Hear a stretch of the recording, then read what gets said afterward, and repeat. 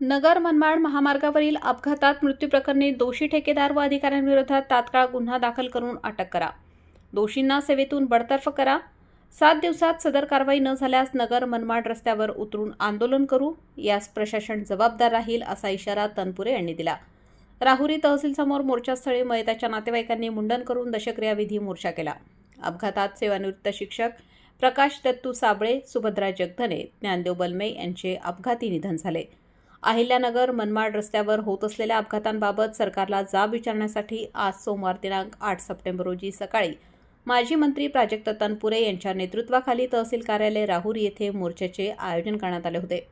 मनोगत व्यक्त करत अनेकांनी दोषींचा निषेध करून मनुष्यवधाचा गुन्हा दाखल करण्याची मागणी केली.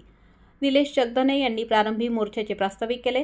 यावेळी ज्ञानेश्वर राक्षे, काँग्रेसचे बाळासाहेब आढाव, विजय तमनर, ज्ञानेश्वर बाचकर, आयुब पठाण, बाळासाहेब जाधव, ज्ञानेश्वर जगधन आदींनी मनोगत व्यक्त केले.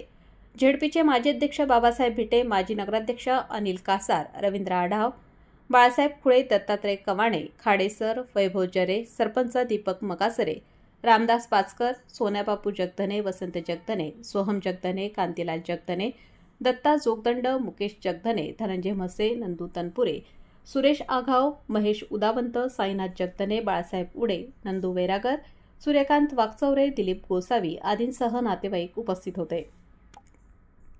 तुला तेवढा जबाबदार आहे असं आमचं म्हणणं आहे.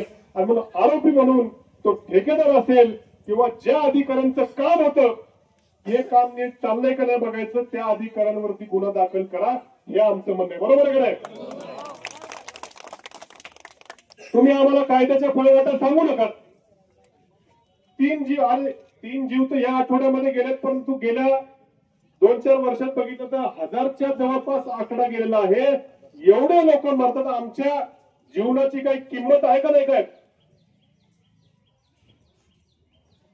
कमीत कमी एखादा गुन्हा दाखल झाल्यावरती पुढचा अधिकारी काळजी घेईल की नको बाबा, आपण जर याच्यामध्ये पैसे खाल्ली, माती खाल्ली, लोकांचे जीव गेले तर आपल्या नोकरीला धोका होईल. आज जर पुढच्या अधिकाऱ्यावर बसेल म्हणून आमचं म्हणणं आहे त्या अधिकाऱ्यांवर देखील आज गुन्हा दाखल झाला पाहिजे. म्हणजे आम्ही जेव्हा काम मंजूर होतं त्यावेळेस ते चांगल्या प्रकारे होणं. जर एवढे कोट्यावधी रुपये खर्च करून लगेच 2-4 महिन्यात खड्डे पडत असतील आणि माणसांचे जीव जात असतील तर या अधिकाऱ्यांना आपण दोषी का धरू नये? चूक नाही का त्यांची? चूक आहे ना. चूक असेल तर मग शिक्षा फक्त त्या कंटेनरवाल्याला तुम्ही 2-4 दिवस आत राहील, इन्शुरन्सचे पैसे मिळतील, काय होणार नाही पुढे काय. पण अधिकाऱ्यावरती गुन्हा दाखल झाला तर पुढच्या अधिकारी त्या ठिकाणी दबावात राहतील आणि पुढच्या आमच्या माणसांचे जीव वाचतील, हा आमचा त्याच्यामध्ये हेतू. आज आता मला साहेब म्हणले की आम्ही ज्यांनी कोणी फिर्याद दिली होती ते पुरवणी जबाब आम्ही देतो. कारण पहिल्या आरोपीमध्ये फक्त तुम्ही ठेकेदाराचं नाव घेतलं नसेल.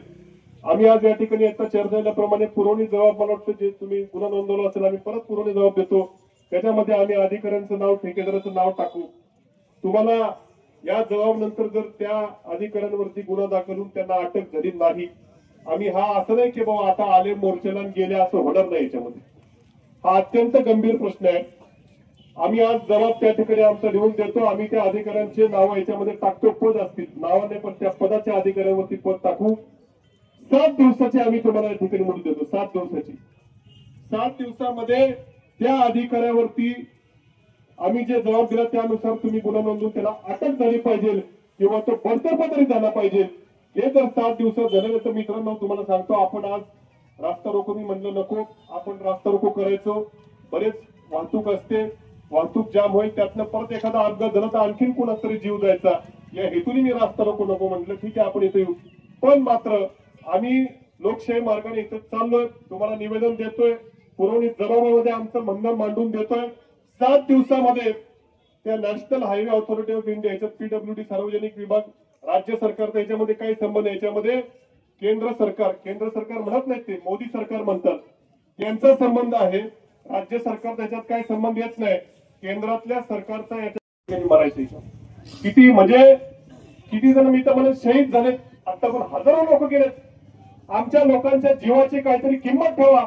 आणि एका अधिकाऱ्यावरती गुन्हा दाखल करायला एवढे हजारो लोक जर जात असतील आणि एका अधिकाऱ्यावरती जर सरकार गुन्हा दाखल करत नसेल तर आमचा संयम त्या ठिकाणी अजून राहणार नाही. आठवड्याभरामध्ये आम्ही नगर मनमाड हायवेवरती करायचं ना रास्ता रोको.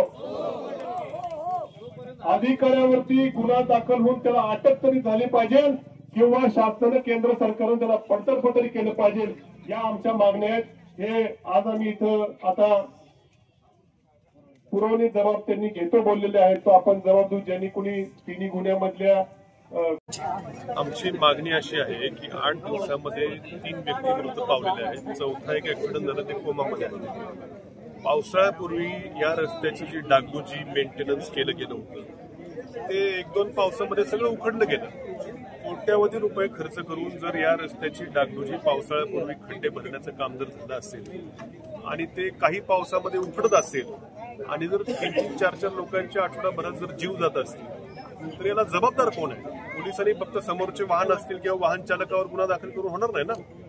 ज्यांनी कोणी ह्या रस्त्याच्या कामामध्ये भ्रष्टाचार झाला असेल, ज्यांनी कोणी निष्काळजीपणे हे काम केलं असेल ते देखील तेवढेच या मृत्यूंना जबाबदार आहेत असं आमचं म्हणणं आहे. म्हणून त्या लोकांवर देखील गुन्हे दाखल करा. National highway